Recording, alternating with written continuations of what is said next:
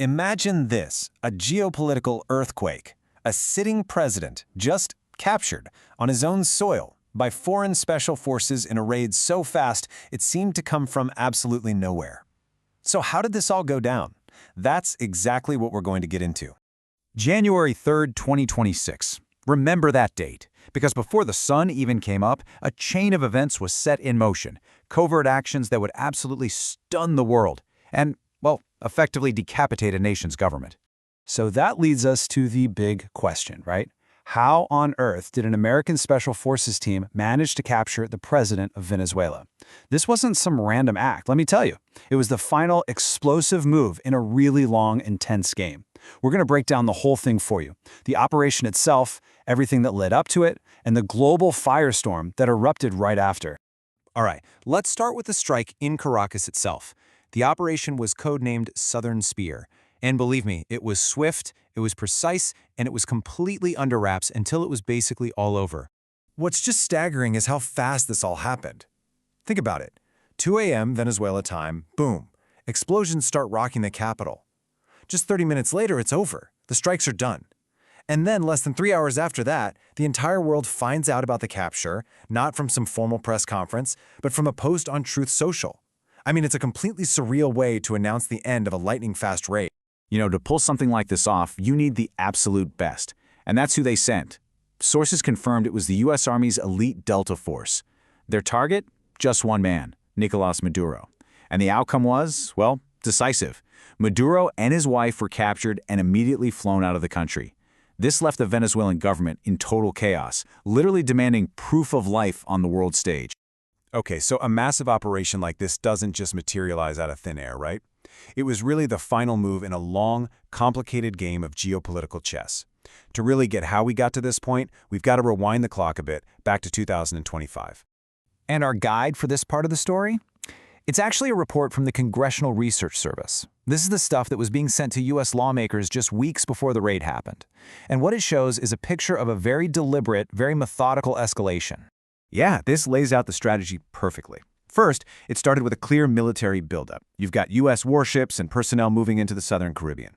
Then they laid the legal groundwork. They designated a couple of Venezuelan gangs as foreign terrorist organizations, which, you guessed it, opened the door for the CIA to start covert ops. And the final piece? A full-on naval quarantine, seizing oil tankers to squeeze the economy. Every single one of these steps was a deliberate turn of the screw. But the pressure wasn't just economic or covert. Far from it. This map, also from that report, shows that lethal force was already being used. We're talking 21 lethal strikes on vessels the U.S. claimed were trafficking drugs. This created a clear pattern of military engagement in the waters all around Venezuela, well before the main event. And listen, these were not warning shots. Those 21 strikes, they resulted in more than 80 people killed. So make no mistake about it, a kind of low-level armed conflict was already happening, months before anyone knew about a raid on Caracas. Okay, so to really get just how significant this 2026 operation was, you kind of have to know about a previous attempt to get rid of Maduro, an attempt that was, to put it mildly, a complete and utter disaster. So cast your mind back to 2020. There was this thing called Operation Gideon. It was this privately funded mission, led by a former U.S. Green Beret, with a handful of Venezuelan defectors. The goal? Exactly the same. Get Maduro out, but the execution? Oh man, it couldn't have been more different. It was so badly planned that people watching it unfold just called it what it was, a suicide mission. Seriously, the whole plot was practically an open secret. It was almost planned in public. It was just doomed from the very start. And the results? Well, they speak for themselves. Instead of the full might of the U.S. military, you have it being run by a single private citizen. The invasion force? A tiny group of about 60 guys. And to top it all off, Maduro spies had infiltrated the whole thing from day one. It was a total catastrophe, so bad it earned a nickname the Bay of Piglets. Just tells you everything you need to know about how amateur it was. I mean, the contrast here is just night and day, isn't it? You've got Operation Gideon, private mercenaries, a plot everyone knew about, and it was a total fiasco. Then you have the 2026 strikes, U.S. Delta Force, top secret covert action, and it was ruthlessly effective. It's the difference between a failed coup and a successful decapitation strike. So, tactically, the mission was a success. No question. They got their guy, Maduro was captured. But strategically? Oh, the fallout was just getting started. This raid didn't unite the world against a dictator, it instantly split it right down the middle. Just look at the whiplash from these reactions. You have Argentina's president celebrating on social media, posting "liberty advances," but then right next door, Brazil's president calls it a very serious affront. Russia, not surprisingly, condemns it as an act of armed aggression. And then you have the EU kind of trying to play it both ways, calling for restraint but also reminding everyone that they thought Maduro's government lacked legitimacy. There was zero global consensus, just instant polarization. And that deep division wasn't just an international thing. Nope. Back in the US, the operation immediately kicked off a furious debate. And the argument wasn't about whether it worked, it was about whether it was even legal.